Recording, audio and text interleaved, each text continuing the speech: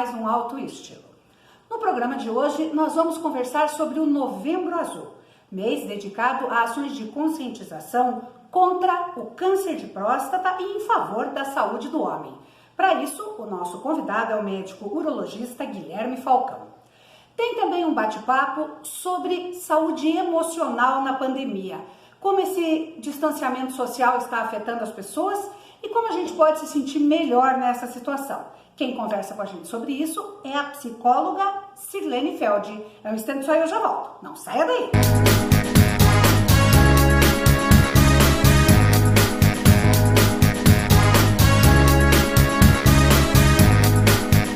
A gente tem aí a felicidade de estar com mais um mês temático. Esses meses temáticos aí que vão colorindo o nosso calendário são uma oportunidade da gente refletir a respeito de ações de saúde, de ações preventivas e principalmente ações de diagnóstico precoce. Agora é Novembro Azul. O mês é dos homens. E para falar sobre isso, eu tenho o prazer de receber aqui o Dr. Guilherme Falcão, urologista, que veio contar bastante coisa sobre a saúde masculina. Prazer te receber, seja bem-vindo. Prazer é meu, Ana. Muito obrigado pelo convite. Esse Novembro Azul, eu estava pesquisando algumas coisas aí para a gente conversar. A estimativa é de quase 70 mil novos casos de câncer de próstata por ano? Exatamente. O câncer de próstata é a doença, a neoplasia, né? O câncer mais comum no homem, né? É o segundo câncer mais comum de maneira geral e é o câncer mais prevalente no homem, né? E a gente tem uma estimativa, esse dado é real e para fazer só uma comparação, facilitar um pouquinho o entendimento das pessoas, em média 1 a cada 6 homens vem a desenvolver o câncer de próstata em algum momento da vida, né? Então é uma estatística realmente bastante elevada, né? Por isso a importância. Nossa, é muito prevalente, quer dizer, você chega a quase 20% da população. Exatamente, exatamente. Eu costumo até falar, quando eu estou falando com os meus pacientes, né, que naquela turma do futebol, né, vamos dizer que tem lá de 12 a 14 homens que se reúnem sempre para jogar futebol, pelo menos 2 deles ali, em algum momento da vida, vão acabar tendo um diagnóstico de câncer de próstata, né? E assim como o câncer de mama que a gente vê, né, passa o Outubro Rosa aí refletindo, no caso do câncer de próstata, ele também é um câncer bem democrático, assim? Ele atinge qualquer um? Não tem muita escolha? O câncer não tem, de maneira geral, todos os cânceres, né? Lógico que existem situações particulares de grupos étnicos, faixa etária, enfim, onde há uma prevalência maior ou menor de determinados tipos de câncer. No caso do câncer de próstata, obviamente que é um câncer dos homens, né? Porque só o homem tem próstata. Mas é um câncer que costuma atingir uma faixa etária um pouco mais adiante, de 45 anos para frente. É extremamente raro a gente fazer um diagnóstico de um câncer de próstata num homem com menos de 45 anos de idade. Então, a prevalência é nessa população.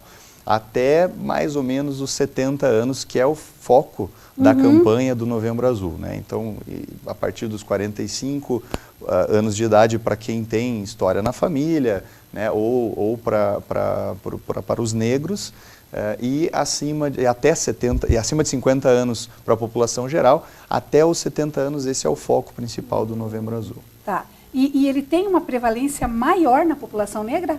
Ele tem uma prevalência maior na população negra, né?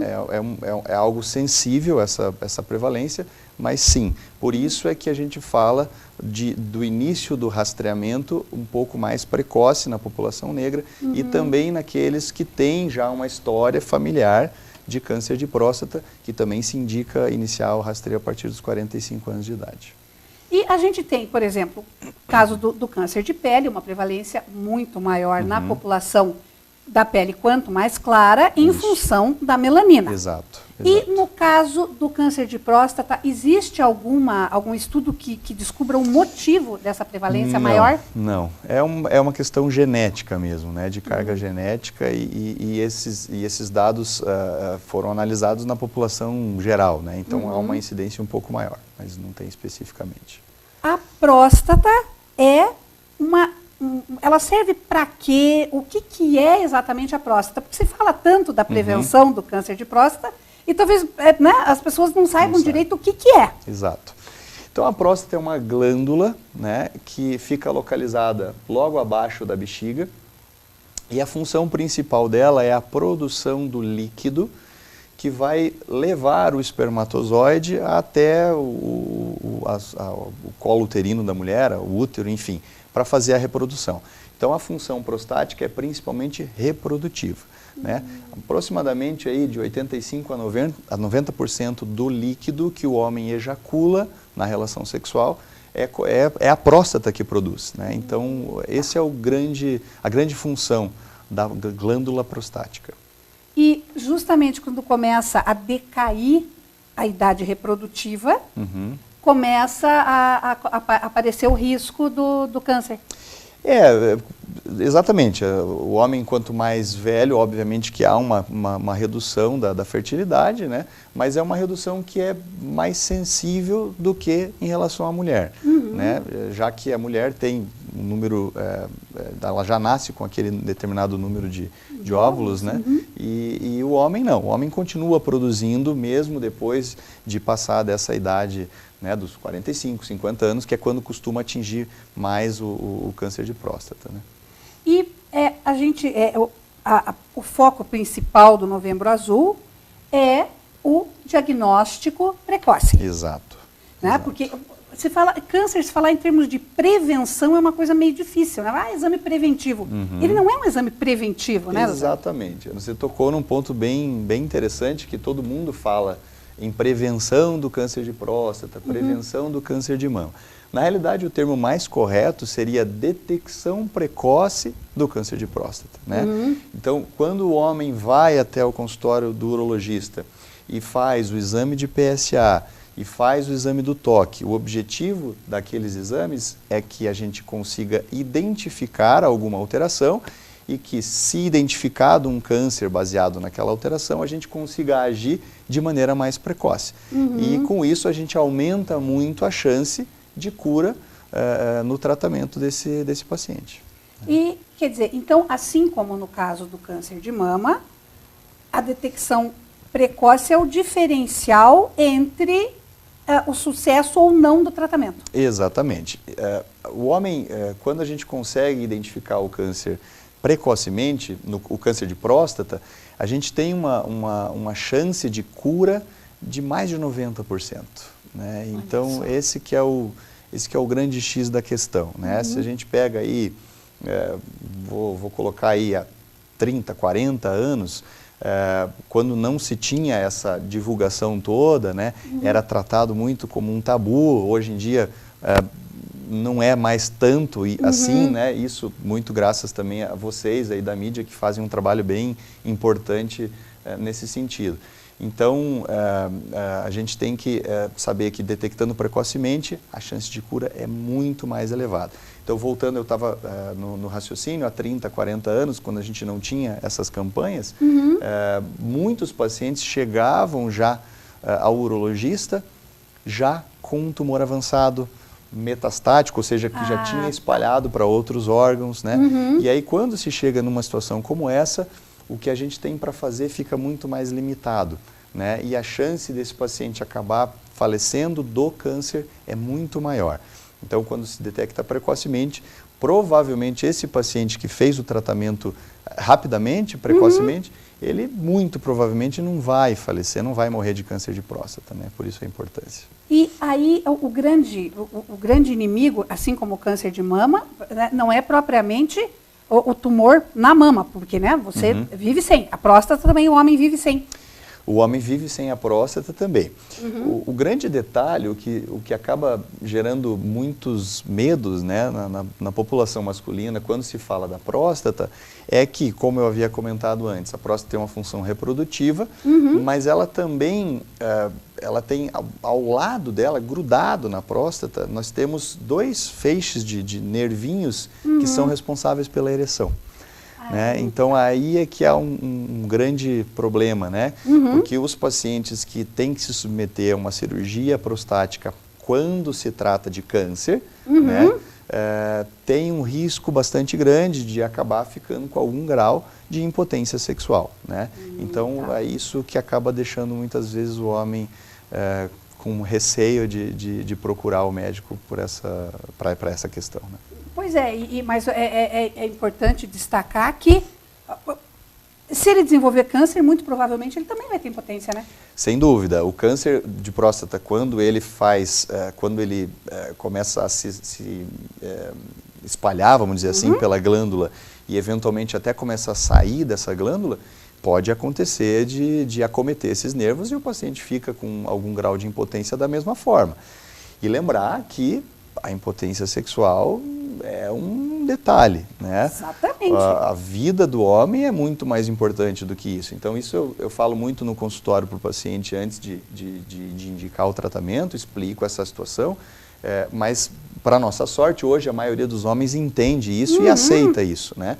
E importantíssimo o papel da mulher, das parceiras, né? Das esposas, e, enfim, que estão sempre junto, de mostrar para o homem e falar para ele, olha, não é só isso, né? Exatamente. Não é só a questão sexual que importa.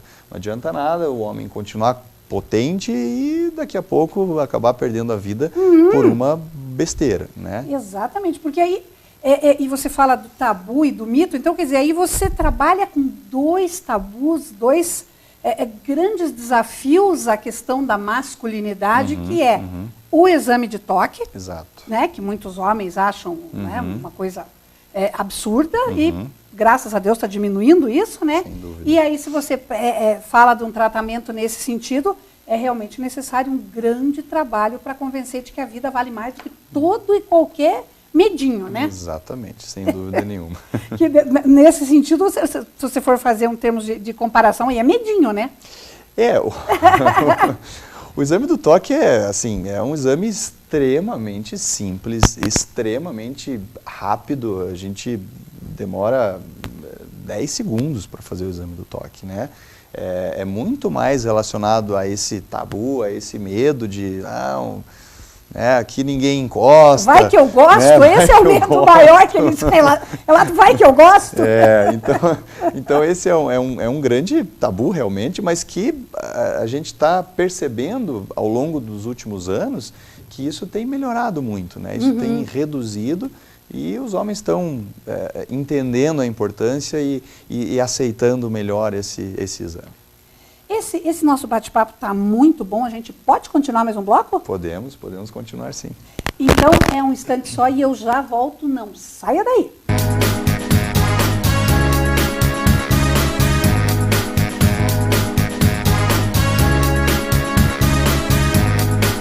A gente continua aqui esse bate-papo com o médico urologista Guilherme Falcão, falando desse aspecto tão importante que o Novembro Azul traz, que é o cuidado com a saúde do homem, especialmente essa questão da detecção precoce do câncer de próstata. A gente estava falando aí no bloco anterior, Guilherme, sobre esses tabus do homem ir em procura né, do exame de toque. Ah, não, eu faço só o exame de sangue, o PSA está resolvido. Não resolve. Não. O PSA, que é o exame de sangue, é um exame que detecta a maior parte dos cânceres de próstata. Isso é verdade. Isso eu não escondo do paciente, né? A gente fala abertamente. Mas existe uma porcentagem, mais ou menos 20%, dos diagnósticos de câncer de próstata que são feitos através do toque, né? Então, se a gente considerar em termos médicos uma estatística como essa, 20% é muita coisa, né? Então, o PSA é muito importante. Obviamente que tem que ser feito o PSA, mas o exame de toque é complementar. Então, é um exame tão importante quanto o PSA. E além da gente conseguir identificar se há algum nódulo na próstata, se a próstata tem uma consistência diferente, sugestiva de algum tumor, além disso a gente consegue ainda ter uma noção do volume prostático, né? Ter uma noção se aquele paciente pode eventualmente ter sintomas relacionados ao aumento do tamanho da próstata, né? Que aí a gente remete mais à hiperplasia prostática benigna, que é a doença que mais acomete a próstata, né? para nossa sorte, né? Ainda bem, né? Então, ainda bem. E é uma porcentagem menor é do câncer de próstata. Então, a gente acaba conseguindo unir as duas coisas através do exame do toque, por isso é tão importante, né? E quando você tem essa detecção precoce, não necessariamente todo caso positivo de câncer de próstata vai para a cirurgia. Não necessariamente. A gente tem opções de tratamento, né? A gente costuma explicar que os pacientes mais jovens, que eu digo mais jovens é assim, até 65, 70 anos de idade, essa faixa etária se beneficia muito da cirurgia, né? Acima dessa idade, aí a gente acaba dando uma possibilidade maior de o paciente fazer a radioterapia. Não que ele não possa fazer antes, ele pode fazer antes também, se com 65 anos de idade, por exemplo, a gente faz um diagnóstico de um câncer de próstata e o paciente, a gente expõe as possibilidades de tratamento. Os dois tratamentos basicamente que a gente tem é a cirurgia, né, ou a radioterapia, né?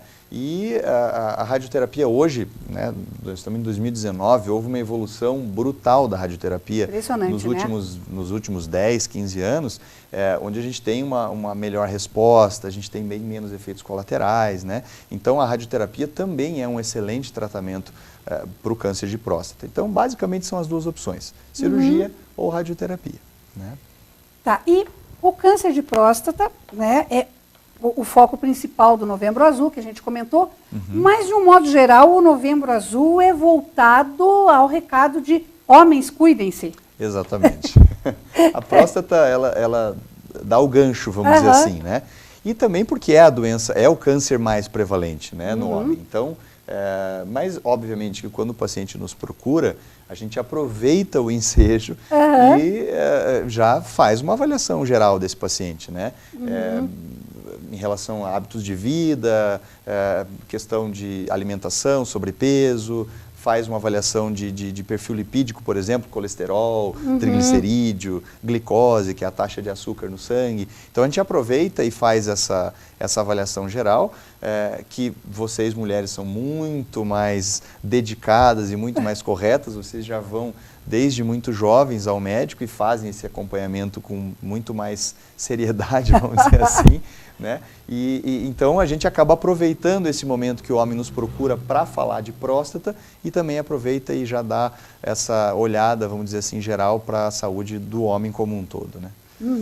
E junto com o problema de próstata, que a gente sabe aí que são 14 mil óbitos por ano, né, mais ou menos estimado, quer dizer, é uma causa de mortalidade muito importante. Sim, sem dúvida. Quais são os outros principais problemas do homem? As doenças cardiovasculares? Sem dúvida nenhuma, né? As doenças cardiovasculares, elas estão aí sempre no topo das listas, né? Nessa faixa etária, principalmente a partir dos 45, 50 anos, que é o nosso foco, as doenças cardiovasculares são as que mais matam, né? Então, sem dúvida nenhuma, a gente olha para esse lado também. Eventualmente, no caso de alguma situação que a gente detecte, né, uma alteração mais significativa, a gente acaba encaminhando para o cardiologista para que faça uma avaliação. Então, aí a gente orienta, né? Fala, olha, o senhor tem que ir no cardiologista, né? Ou o senhor tem que ir no endocrinologista, porque está com diabetes, ou enfim. Então, isso é bem interessante também. E os teus pacientes, a maioria vai por vontade própria ou chega lá puxado pela orelha pela mulher, ou namorada, ou companheira? É engraçado porque toda vez que o paciente, toda vez não, mas uma boa parte dos pacientes que me procuram para fazer a avaliação prostática, eles já falam, doutor, eu estou aqui porque a minha mulher que me mandou, a mulher que marcou a consulta, eu não queria vir, mas ela disse que eu tinha que vir, então a gente percebe muito isso, que eu não sei, acho que 85%, 90% dos homens vão porque as mulheres orientam e pegam no pé, batem naquela tecla de realmente a importância e porque se preocupam com o marido, né? Exatamente. Olha, eu quero você vivo, eu quero você bem, né? Então, tô ligando lá marcar a consulta para você. Você vai mesmo! Você vai de qualquer jeito. E isso, você avalia como uma questão cultural dos homens ou ainda é muito aquele assim, eu não quero saber o que eu tenho, vou no médico para ele me achar a doença. Porque muita gente tem medo do diagnóstico, né? Sem dúvida. Acho que são as duas coisas, sabe, Ana? Tem muitas pessoas que realmente falam assim, doutor, quem muito procura, acha. Né? E tem muito também da questão cultural. Eu acho que o homem tem muito aquela coisa assim de eu sou homem, eu não fico doente, ou eu tenho que trabalhar, né? Ou eu sou o provedor dessa família, né? Hoje, claro, isso mudou muito, mas ainda tem muitos homens que têm essa mentalidade, né? Então isso acaba freando um pouco essa procura espontânea, vamos dizer assim, né? E sempre eles têm uma justificativa, né? Eu não tenho tempo, eu trabalho demais, enfim. Então, eu acho que são as duas situações aí que você colocou. E o principal motivo de busca ao urologista por parte dos homens é em função de próstata ou outro tipo de doença, outro tipo de problema? Olha, se a gente for considerar essa faixa etária, acima dos 45, 50 anos, o principal motivo de procura é a próstata, sim. Né? Mas a gente também atende muitos pacientes com distúrbios sexuais. Eu acho que essa também é uma grande incentivo, vamos dizer assim, é o que alavanca muitos homens a nos buscar, né? Porque o homem, a hora que ele não consegue ter a relação sexual, ele já fica muito preocupado. Muito, né? Muito mexido com essa situação, né? Com essa situação. Então, a gente tem muitos casos de pacientes que nos procuram por disfunção sexual, tanto impotência sexual, como ejaculação precoce, que também é outra doença extremamente prevalente, né? Essa é um pouco mais prevalente na população um pouco mais jovem, mas também acomete pacientes dessa faixa etária, né? Então, eu acho que as duas principais são essas. Tem o cálculo da crise renal, né? Que nós até comentávamos aqui antes, que também é um grande volume de pacientes nos procuram por essa situação, mas aí é o público tanto masculino quanto feminino, né? Então as mulheres também nos procuram por essa questão aí, né? E quando você fala dessa questão da busca por disfunções sexuais, e se você vê a disfunção erétil, por exemplo, esse é uma questão muito mais ligada ao emocional ou ao físico, ou tem dos dois tipos aí igualmente? Aí, mais uma vez, eu volto na faixa etária, né? O paciente acima de 50, 55 anos de idade, o paciente que é hipertenso, tem pressão alta, o paciente que é diabético, né? Tem problema de açúcar, taxa de açúcar elevada no sangue. Esses pacientes, a causa principal é do funcionamento mesmo, né? É uma questão da fisiologia, né? O sangue, para acontecer a ereção, tem que ir bastante sangue para o pênis, enche lá os corpos cavernosos que são responsáveis por segurar, por manter o pênis ereto, enfim. Então, nessa faixa etária, sim, é mais causa física. Mas a gente também atende muitos pacientes mais jovens, né? A partir de 20 e poucos anos de idade até 35, 40, 45 anos, com queixas de disfunção sexual, tanto impotência quanto ejaculação precoce. E aí, sim, a principal justificativa são questões psíquicas, né? Que a ereção, ela é extremamente dependente da cabeça, né? Então, se a cabeça não estiver legal, a chance de não ter ereção é bastante grande, né? Então, a mulher tem a velha piadinha da dor de cabeça, né? Exatamente. O homem aí já fica meio acanhado de dizer que está com dor de cabeça. Não tem muito como justificar, né? Não tem muito como justificar. É difícil para o homem. E assim como nos anos 60 a pílula anticoncepcional foi uma revolução na vida sexual, né, dos homens e das mulheres, o Viagra, esse tipo de remédio, também foi uma revolução aí na vida sexual para prolongar isso para os homens. Só que tem muito homem jovem abusando disso, né? Tem. Foi um marco, sem dúvida, né? O Viagra mudou completamente a história, vamos dizer assim, da urologia, né? Porque antes do Viagra nós tínhamos opções muito limitadas de tratamento para disfunção erétil. E hoje a gente sabe que homens de 65, 70 anos de idade, ou até mais jovens do que isso, que já não tinham uma qualidade, não conseguiam mais desempenhar a sua atividade sexual, hoje conseguem ter relação sexual, né? Então, isso é extremamente importante. Agora, paciente mais jovem, né? A gente sabe que muitos aí de 20, 25, 30 anos de idade acabam usando muitas vezes, seja o Viagra ou seja qualquer outro medicamento para impotência, como uma, vamos dizer assim, uma substância recreativa, né, para melhorar o seu desempenho, para turbinar o desempenho, né, isso é perigoso, precisa sempre ser consultado o médico para que se identifique se aquele paciente tem alguma contraindicação para o uso daquela medicação ou não, né? E a gente hoje tem medicamentos com doses mais baixas, que a gente consegue até tratar os pacientes mais jovens, até usando a medicação similar, semelhante ao Viagra, e com uma segurança muito maior, né? Então, a gente tem que ter esse cuidado, né? E essa questão também, porque as mulheres têm um outro divisor de águas na vida delas, que é a menopausa. Né? Tanto emocional quanto fisicamente, é uma nova fase. Uma nova fase. A andropausa, ela é um mito ou ela realmente existe, esse declínio do hormônio? Não, ela realmente existe, né? Hoje, até a andropausa, a gente deixou de usar esse termo justamente por causa desse pausa, né? Não é que exista um término completo, acabou o hormônio masculino, né? Não é assim. No caso da mulher, a gente sabe que a mulher entra na menopausa em algum momento da vida dela. Todas as mulheres vão ter essa situação, né? No caso dos homens é diferente. A gente hoje chama de DAEM, que é o distúrbio androgênico do envelhecimento masculino. Então a gente percebe que alguns pacientes, não são todos, né, nem é a maioria dos homens, notam um declínio no seu desejo sexual, muitas vezes uma diminuição da sua disposição para fazer as atividades do dia a dia, perda de massa muscular, enfim, então são vários sintomas que a gente observa que estão relacionados a esse distúrbio androgênico, né, androgênico porque é do homem, né, que faz parte do envelhecimento.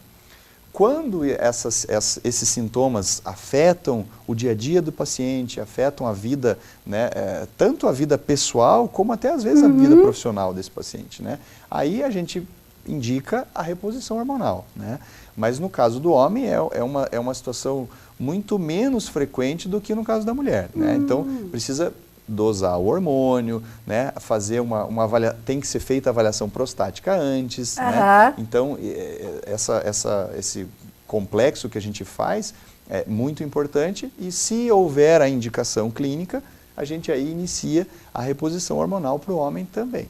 Mas, ou seja, o velho e bom conselho continua valendo. Se alguma coisa está te incomodando, procure o médico. Exatamente, é o velho e bom conselho mesmo. Muito obrigada, Guilherme. Foi um prazer conversar com você. Muito esclarecedora a entrevista. E a gente torce aí para os meninos que estão nos assistindo e que estão meio relutantes, que vão à luta aí nesse Novembro Azul, porque você só tem a ganhar em termos de saúde.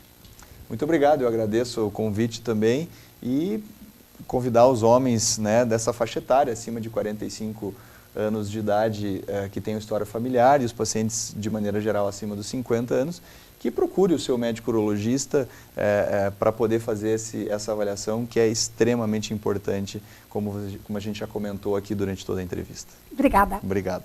Você acabou de rever a nossa entrevista com o urologista Guilherme Falcão. E no próximo bloco, você confere novamente o papo que a gente teve com a psicóloga Sirlene Feld. É um instante só e eu já volto. Não saia daí!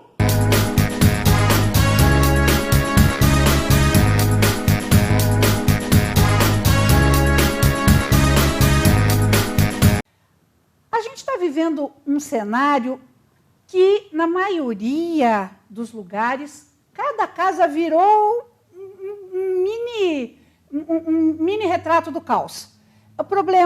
Tem problemas, desafios para serem resolvidos com crianças pequenas, crianças maiores, adolescentes, adultos, idosos.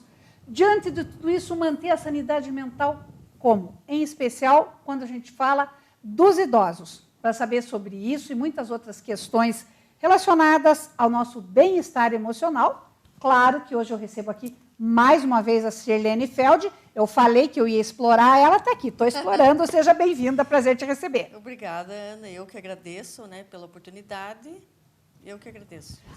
A gente conversou há poucos dias, mas é que tanta gente perguntou e tirou dúvidas e ficou muita coisa. Falei, não, então vamos conversar mais uma vez, porque, né, vale a pena. Nós estamos vivendo uma situação que ou a gente nunca imaginou, ou mesmo quem é bem mais idoso nunca vivenciou. Né? Isso. Mesmo as pessoas que você vê que têm mais de 90 anos, se você perguntar, eles nunca vivenciaram uma situação dessa. É a primeira vez. Então, está difícil. Assim, nós estamos muito por conta de...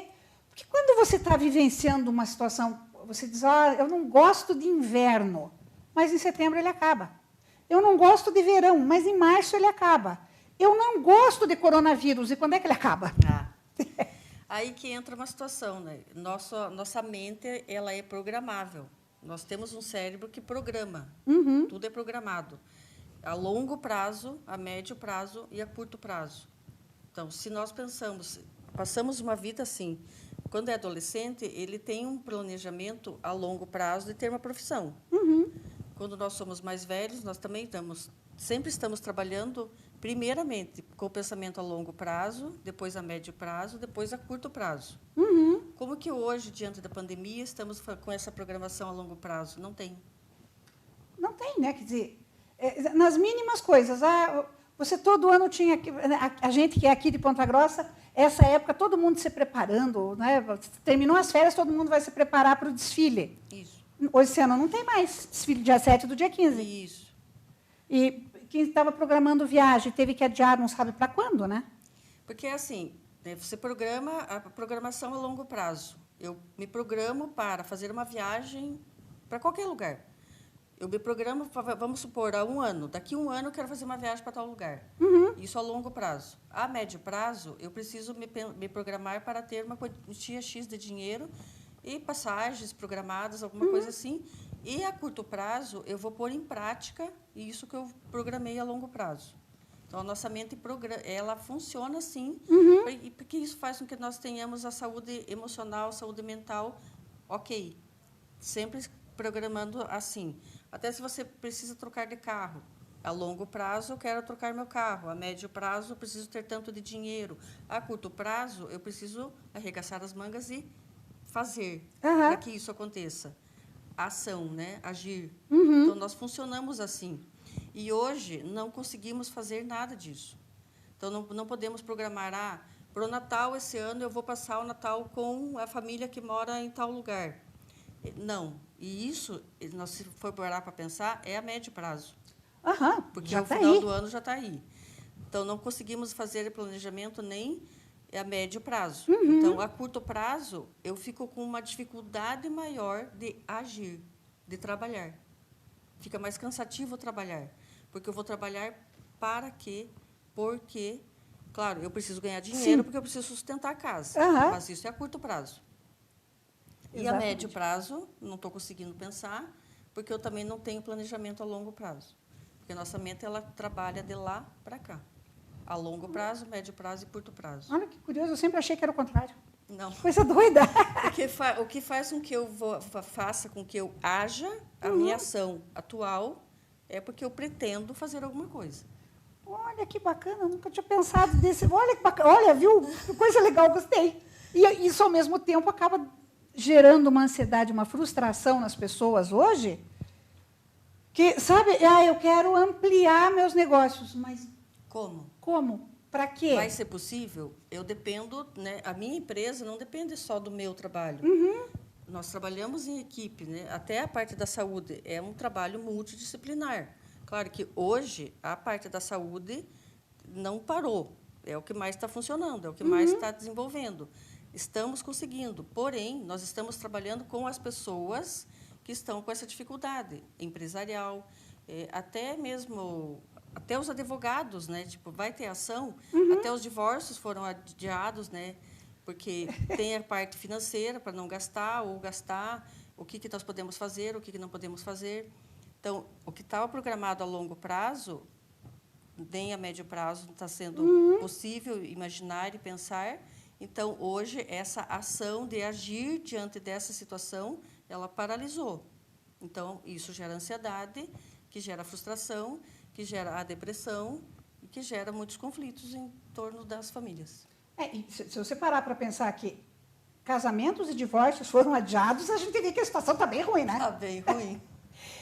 Esse cenário, nós tivemos aí recentemente, o Dia das Mães esse ano já foi atípico, né?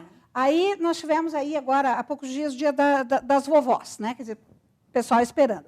E nós vamos ter, daqui mais alguns dias, o Dia dos Pais. Tem gente que tem pai bem idoso. Como é que fica, Sirlene, essa situação? Porque o idoso ele não tem a facilidade de lidar com as mídias digitais. E aqui eu estou falando no conceito do idoso de uma idade bem mais avançada. Porque se você pegar o idoso do conceito do estatuto, que é 60 anos, via de regra, 60 anos, não dá para enquadrar como idoso hoje, né? Quem que você enquadra emocionalmente como idoso? Idoso, a gente pode pensar naquela pessoa que realmente ainda está mais numa condição de saúde física, que é mais debilitado e que fica mais em casa, que tem mais dificuldade de se locomover, que está mais acamado, ou que está de andador, algumas coisas assim, que ele realmente tem uma dificuldade. Que ele precisa de alguém que cuide dele. Ele não pode mais ficar sozinho. Esse é o idoso. Tanto que tem algumas piadas, né? Melhor idade. Qual é a melhor idade? Se você perguntar para uma pessoa de 85 anos qual é a melhor idade, a pessoa pode dizer, não, eu não queria estar nessa idade. Com tanta limitação, não é a melhor. Mas nós não podemos chamar de velho, porque o que é velho? Velho é aquilo que é descartado. Então, também não é velho, não são os velhos. São as pessoas com a idade avançada, com suas limitações. E essas pessoas, eu creio que são as que estão mais sofrendo. É porque a gente vê um conceito geral, né, que o idoso é grupo de risco do coronavírus. Mas esse conceito de idoso, além de ser muito relativo, ele virou pejorativo. Hoje em dia as pessoas, não sei se é esse culto da juventude eterna, mas hoje em dia parece que ser idoso é meio ofensivo, né? Sim. Não se fala mais, né? Porque estava associado ao velho. Uhum. Antes era velho. Então, algumas pessoas hoje, você percebe nitidamente, como nós temos mais acesso à saúde médica, as pessoas têm mais qualidade de vida, fazem mais exercício, então, as orientações, justamente por causa da mídia, né?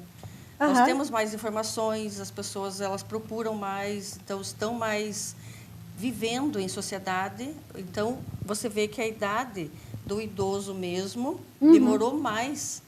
Então, hoje em dia, uma pessoa de 75, 78, praticamente 80 anos, você não vê muito ela como idoso.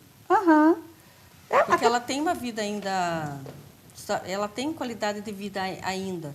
Pode ter seus percalços da saúde física e fisiológica, mas ela ainda tem uma cabeça boa.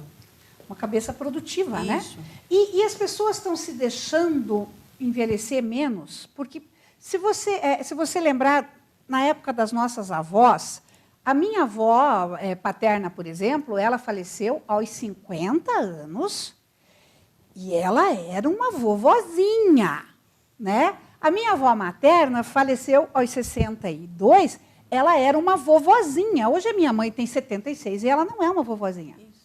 Nós estamos nessa faixa dos 50 e também não somos vovozinhas. Eu não tenho neto, mas eu não sou uma vovozinha. Eu tenho mais de 50 também e já sou vó.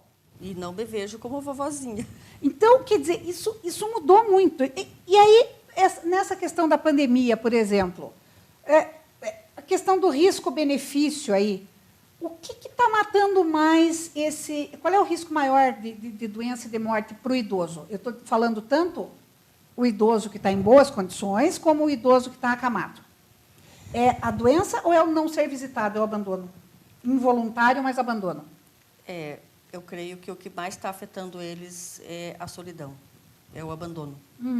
Que não posso visitar meu avô porque ele é de risco, não posso visitar meus pais idosos porque eles são de risco, não podemos ir vê-los porque eles são de risco, eles não podem receber visitas porque eles são de risco, porque nós podemos levar o coronavírus para eles e eu vou me sentir culpada porque eu acabei causando a morte dessa pessoa, que tem mais idade, porque ela tem diabetes, porque ela pode ser cardíaca, porque ela tem pressão alta, porque ela tem as comorbidades da idade. Então, não vamos visitá-lo. Aí essa pessoa se sente sozinha, aí vem a depressão, aí eles ficam acamados, aí eles perdem tônus muscular, aí eles têm dificuldade para caminhar, aí eles não querem comer, eles não querem se alimentar corretamente, porque eles deprimem, a tristeza. Então, a tristeza está levando eles muito mais a doenças e a óbitos do que ser visitado. Então, o que eu oriento os meus pacientes que têm pessoas de idade? Que eles, sim, vão visitar, sim, que eles usem todos os seus, o banho, a higienização, lavar bem o cabelo, né, porque o nosso cabelo também é algo que fica exposto, roupa bem higienizada, né, você não precisa pôr todos aqueles aparatos que os médicos usam, porém, roupa bem limpa, use uma máscara, tenha certeza de que você não está com febre, que você não está com nenhum sintoma, e vá ver seus avós, os seus pais que têm mais idade. Não precisa, talvez, abraçá-los, se caso você acha que você vai poder transmitir alguma coisa. Tenha um distanciamento aí de 1,5 metro, 2 metros, mas fique próximo, fique no mesmo ambiente que essa pessoa idosa, para que essa pessoa se sinta amada, que ela possa olhar no teu olho, para que ela possa sentir o teu cheiro. E isso faz que eu tenho percebido, pelo que eles descrevem, que tem os vovozinhos que estavam acamados depois da pandemia. A partir do momento que começaram a ir vê-lo, ele saiu da cama. Ele passou a caminhar novamente. Ele saiu da cama, está andando, está se alimentando melhor.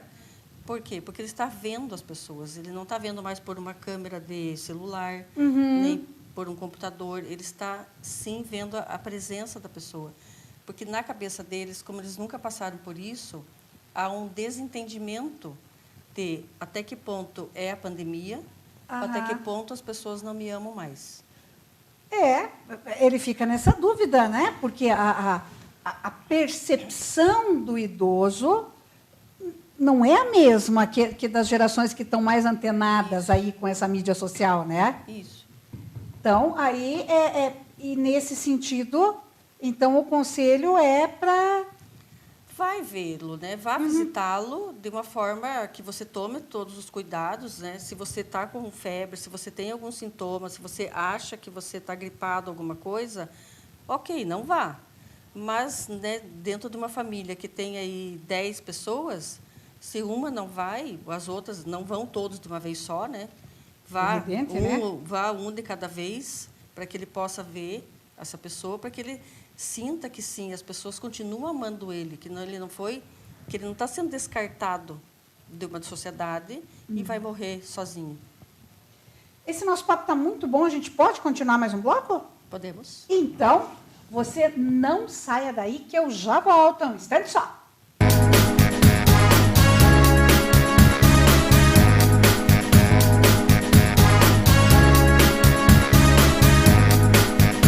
Continua aqui com esse nosso bate-papo sobre sanidade mental, ou falta dela em épocas de pandemia, com a psicóloga Sirlene Feld. Sirlene, a gente falou no bloco anterior bastante sobre a questão do idoso, né? Da dificuldade aí da visita, da conversa, quem tem idoso na família, e é importante manter a rotina dele também, porque muita gente pode dizer, não, eu vou levar o idoso para a minha casa. Nem sempre isso é saudável, é? Porque o idoso está adaptado no ambiente dele. Então, claro que é preferível que nós respeitamos o espaço dele. Até para cuidar, se as pessoas se dividem por cuidar do idoso, permitir sempre que o idoso fique na casa dele e que os filhos ou os netos, quem for cuidar deles, que eles vão até a casa do idoso para que não tire ele do ambiente dele.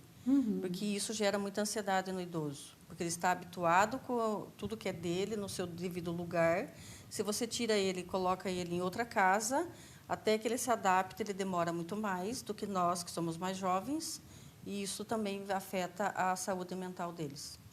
E saindo agora do outro extremo, né, dos idosos para as nossas crianças e adolescentes, está sendo especialmente desafiador para eles esse momento em que, da hora em que eles levavam bronca o dia inteiro para sair do celular e para sair do computador, agora eles têm que fazer tudo pelo celular e pelo computador, né? Isso. Isso gerou estresse tanto para as crianças quanto para os pais, porque estávamos no processo de tirar e agora de colocar as aulas online.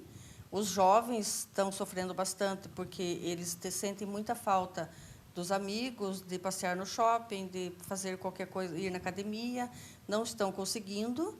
Agora que voltou a aula do EPG, por exemplo, né, voltou essa semana, já fiquei sabendo que a adesão dos alunos está muito baixa. Porque a aula só remota, né? Isso, e é difícil, né? Ter aula de laboratório para online, então, realmente, eles não estão conseguindo se adaptar. Isso causa irritabilidade, que gera discussão em casa, tanto para eles que são jovens, quanto para os pais, fica difícil. Então, aí vem a discussão. As crianças, a mesma coisa, né? Você precisar fazer com que a criança fique sentada em casa, que ele sabe que o brinquedo dele está ali no quarto, que ele sabe que qualquer outra coisa está ali por perto, fazer com que ele fique sentado na frente do computador por um longo tempo é muito difícil. Também gera ansiedade na criança. A criança vai ficar se ela tiver num jogo divertido que interesse. Isso, que seja do interesse dela. Uma aula, né, que é muito desafiador, daí, inclusive, do outro lado, para o professor, né? Que eu percebo que está sendo, às vezes, até pior para o professor, porque a criança, ela se adapta muito mais rápido. Ela tem um cérebro mais adaptativo, né? A parte cognitiva da criança é mais fácil de você fazer com que ela se adapte. Agora, o professor, que levou anos estudando para ter aquele sistema todo, para eles ter que mudar, e eles precisam ser muito mais assertivos na aula para prender a atenção da criança e do adolescente. Então, eles precisam inventar muito mais. Então, o professor, eu sinto que ele está sofrendo bem mais do outro lado da tela do que o próprio aluno. Tá complicadíssimo. O aspecto que você olhe, a coisa não está fácil, né? Não. E a gente estava falando aí do jovem, principalmente aí desse jovem universitário, que é o público preferencial da balada. Da balada, da festinha, né? E da pegação, e do namorinho, né? E do ficar. E como é que está isso? Agora tem toque de recolher, quer dizer, ele não pode ir para a balada, ele não pode nada disso. E a pegação também teve que ser riscada. Isso. E nós estávamos vindo de um comportamento, de hábitos sexuais, iniciando cada vez mais cedo, a coisa cada vez mais variada. E agora como é que fica?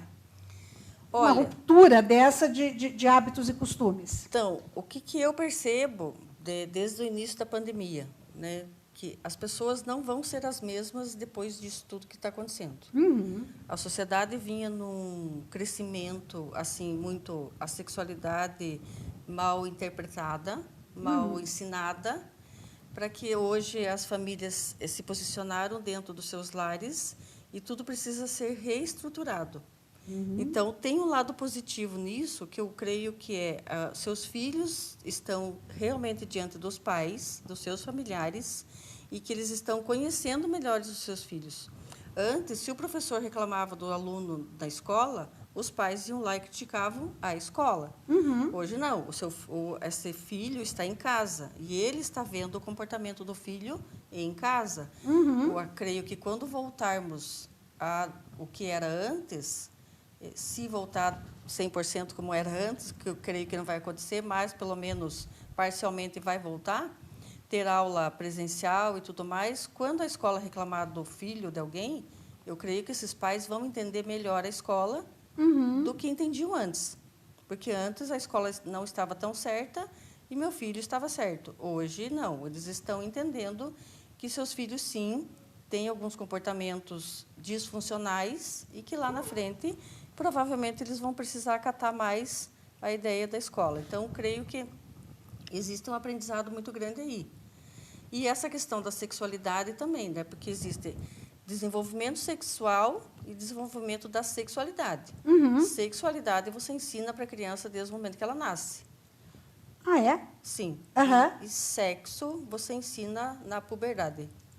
Ah, tá. E qual é a diferença, então? Olha, você está me enchendo de conceitos novos hoje na entrevista. Estou gostando disso. Porque sexualidade são sensações, né? Você desenvolve a sexualidade da criança e do adolescente até que ele chegue na puberdade, que é onde os hormônios dele estão prontos para uma relação sexual. Ah, tá. Mas a sexualidade são sensações de prazeres. São toque, que é quando você abraça a criança, você beija a criança, você olha no olho da criança, conforme ela vai crescendo, você vai conversando com ela, que são trocas de sentimentos, comunicação assertiva. Quando você fala para a criança, eu te amo. Quando você fala que gosta, eu gosto disso. Quando a criança observa os pais, os cuidadores dela, né, da criança, andando de mão dada, trocando abraços com as outras pessoas, com os seus colegas, com os amigos. Então, os pais ensinam sexualidade para os seus filhos. Ah, Quando tá. ele chega lá, mais na frente, 9, 10 anos, as crianças começam a perguntar o que é transar. O que os pais precisam fazer? Ensinar realmente o que é um ato sexual? Ou perguntar para a criança onde foi que você escutou essa palavra? O que exatamente você quer saber?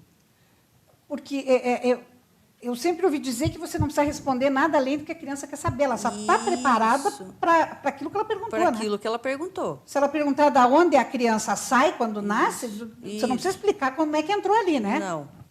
Você vai responder conforme a criança está perguntando. Então, você devolve a pergunta. Onde foi que você ouviu essa palavra? Se foi na mídia, tá? Como foi? Quem que te ensinou?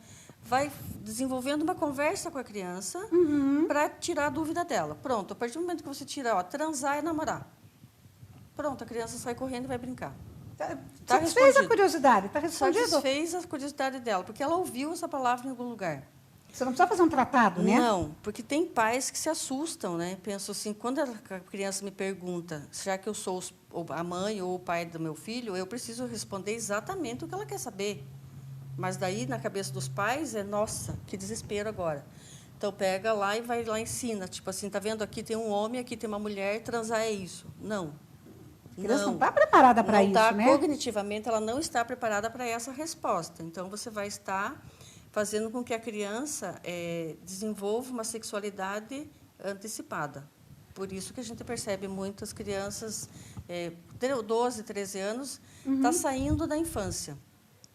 E aí a gente percebe muitas dessas pessoas, desses pré-adolescentes, já tendo relação sexual. Significa que eles aprenderam a sexualidade de uma forma um pouco mais invasiva. E isso, do ponto de vista dessa iniciação sexual cada vez mais cedo, isso é prejudicial, quer dizer, no sentido de que essa criança, porque com 12 anos ela é praticamente criança, ela pode estar preparada biologicamente para o ato sexual, porque, inclusive, a puberdade está chegando cada vez mais cedo, né? A primeira menstruação das meninas e tal. E, do ponto de vista emocional, ela já está preparada para isso? Não. E mesmo a preparação hormonal, a fisiológica, ela está acontecendo cada vez mais cedo, porque nós, com o desenvolvimento da sexualidade da criança, se ela tem acesso a vídeos que não são para a idade dela, se ela tem adultos em volta dela que fala muita besteira, fala muito sobre ato sexual perto de crianças, faz com que a criança tenha uma curiosidade e, como a gente sabe que a mídia está mais próximo deles, eles vão pesquisar. Então, às vezes, com 9 anos, 10 anos, você sabe que uma criança ela já sabe pesquisar muito bem sobre certas coisas que ela escuta os adultos falando. Isso faz com que acelere o cérebro dela, vai captar aquelas imagens, vai captar aquela fala, que vai fazer com que ela busque mais informações, que vai antecipar o desenvolvimento hormonal dela. Então, quer dizer, essa história de que não tem idade certa, então tem sim. Tem. Quando é mais cedo, quando antecipa, significa que ela está sendo criada num ambiente que propôs ela ter acesso a algo que ela não estava preparada cognitivamente ainda. E aí isso pode acarretar problemas pro resto da vida. Sim. E aí hoje você vê essa molecada uma coisa muito, eu diria, volúvel, né? Muito superficial, muita troca. Fiquei com 4 ou 5 na balada. Isso é um comportamento que você acha que prejudica esse desenvolvimento emocional também? Sim, porque daí lá na fase adulta vai fazer com que ele tenha prejuízos dos seus relacionamentos mais maduros lá na frente.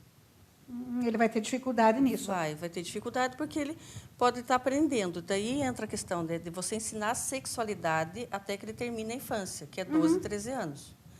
Se você for assertivo na explicação, né, que ele copie comportamento dos pais que são assertivos, relacionamentos com os amigos, dos pais, porque a criança copia muito o comportamento dos pais. Se ele vê que os pais saem com outras pessoas, vão conversar, se divertem, ele percebe que o adulto pode ser feliz sem ter tanto envolvimento íntimo, excessivo. Então, ok, as pessoas são felizes. Isso é sexualidade. Sensação de prazer. Inclusive, tomar um copo d'água. Se eu estou morrendo de sede e tomo um copo d'água, eu tenho uma sensação de prazer. Isso é trabalhar a sexualidade. É uma sensação de prazer. Um abraço gostoso no dia do teu aniversário ou qualquer dia. É desenvolver a sexualidade. São sensações de prazer. Quando existe uma falta dessa sensação de prazer, quando eles chegam na adolescência, eles vão buscar, porque sentiu a falta. Então, tudo precisa do equilíbrio. Nem de mais, nem de menos. Então, também, se é excessivamente muito amor, muito carinho, tudo em excesso, também pode chegar na adolescência que ele vá e transfira isso para outras pessoas. Se foi a falta, quando ele chega na adolescência, algumas pessoas têm dificuldade no toque. E algumas outras pessoas não. Os adolescentes, às vezes, eles vão tentar buscar entender o que é aquilo. E aí eles vão sem saber o filtro. Porque o nosso cérebro possui um filtro. Tá. Então, se ele não tem esse filtro, também ele pode ir ou para de mais ou para de menos. Então, ele se afasta. Quando ele se torna adulto, no relacionamento amoroso dele, ele pode ter a dificuldade. Por isso que a gente percebe hoje em dia também alguns casamentos muito romantizados, né? O romantismo, esse excesso de romantismo, também não é legal. Então, a gente percebe muito hoje, talvez tenha relação com os contos de fadas, né? Os filmes das princesas, né? Tudo aquilo. Isso não existe, né? Isso é uma questão para você ensinar, tanto que no conto de fadas é um beijo na testa, são carinhos bem superficiais, assim, né? Não está mostrando nada, tipo, o príncipe casou com a princesa, ele foi lá, teve uma relação sexual. Não, termina no casamento. Sempre, foram felizes para sempre. Né? Então, não, esse romantismo todo, ele não é construído assim. Ele tem todo um porquê por trás, todo um como por trás, que a gente precisa ensinar a criança, quando ela assiste esses filmes, mostrar que, ok, beleza, permita que a criança vivencie essas fantasias na infância, mas que não leve isso para a vida adulta. Vai entendendo, com o passar do tempo, que lá na frente as coisas não são tão difíceis, mas também não são tão simples. E o casamento, a gente precisa olhar para ele assim, o casamento é um relacionamento simples. Não vamos complicar romantizando tanto e nem brigando tanto. Podemos discutir. Bom senso. Isso. Tá certo. Adorei, para variar a nossa entrevista, e lógico que mais para frente eu vou explorar muito mais você, né? Já ficamos combinados? Já fica essa exploração combinada? Combinado. Então tá ótimo. Adorei mais uma vez, muito obrigada. Obrigada a você, Ana. Um prazer. E o Autoestilo de hoje fica por aqui, lembrando que o nosso e-mail é programaautoestilo@gmail.com. O telefone 991323536. Quero deixar um grande abraço para a equipe de New Hair Design, nossos parceiros, e para você que está em casa, muito obrigada pela companhia, foi um prazer estarmos juntos. E temos nosso encontro marcado aqui na TV Vila Velha na próxima semana, sempre em alto estilo. Até lá!